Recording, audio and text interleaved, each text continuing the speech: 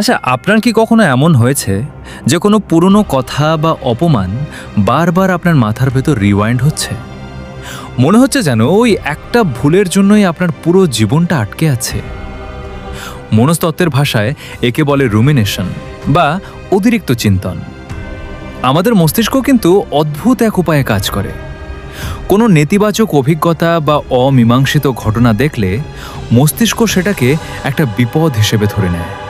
ফলে বেঁচে থাকার তাগিদেই মস্তিষ্ক বারবার ওই ঘটনাটা নিয়ে ভাবতে শুরু করে, যেন ভবিষ্যতে এমন ভুল আর না হয়। কিন্তু সমস্যা হলো, এই বারবার ভাবার কারণে আমরা বর্তমানের শান্তি হারিয়ে ফেলি এবং অতীতে বন্দী হয়ে পড়ি। এই চক্র থেকে বের হওয়ার উপায় কি? উপায় হলো মনোযোগ ঘোরানো।